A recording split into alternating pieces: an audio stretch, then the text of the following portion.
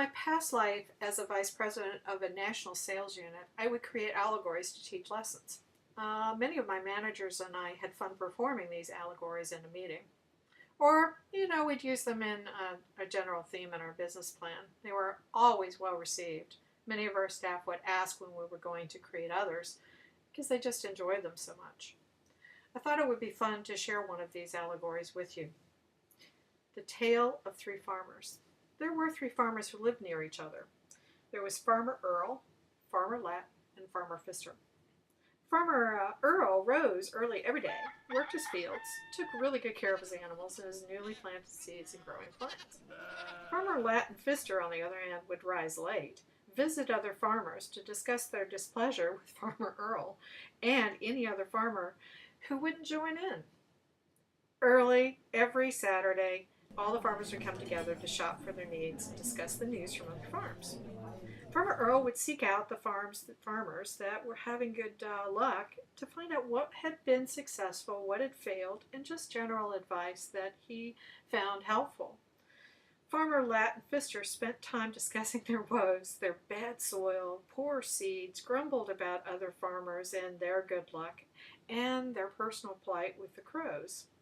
Ah, the crows. There were many in there in competition with the farmers. They were pretty smart because they watched the farmers and would go to the farms that were left unattended. They found these farms to be the easiest to steal newly planted seeds or to eat the harvest. Farmer Earl walked his fields every day, planted seeds to ensure he had a good harvest. He knew if he did this, he could spot early signs of trouble, enabling him to make any necessary changes. He knew also that he would be a lot more successful at keeping the crows away from his seeds so that they would grow, and in fact he would keep his crop that way. This all resulted in him most often having a great harvest. As a result, he and his family were very happy. Because of his success, a good many of the local farmers would seek out his highly prized advice.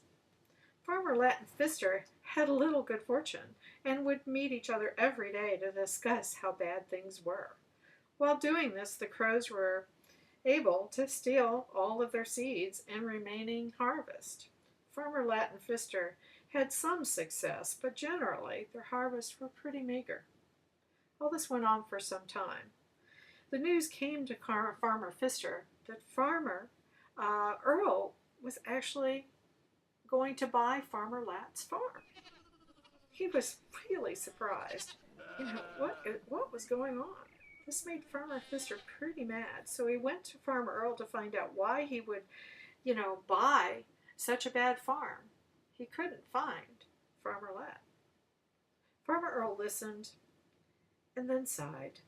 He stopped Farmer Lat from complaining and gave him this advice. He said, "Rise early every day. Plant many seeds because not all of them will grow. Visit and work your fields often to spot trouble and scare the crows away. Don't make it easy for the crows to steal your seeds, so stay vigilant. Be patient. It takes time and effort to grow a healthy crop. Seek out other farmers' advice and wisdom and listen. Sometimes things fail. You'll often succeed if you do these things every day." When Farmer Earl finished giving his advice, he turned to work in his fields, leaving Farmer Pfister with his thoughts. The moral of the story is obvious. We reap what we sow. What we're willing to put into our farm, or our life for that matter, is really up to us, and our success will follow suit.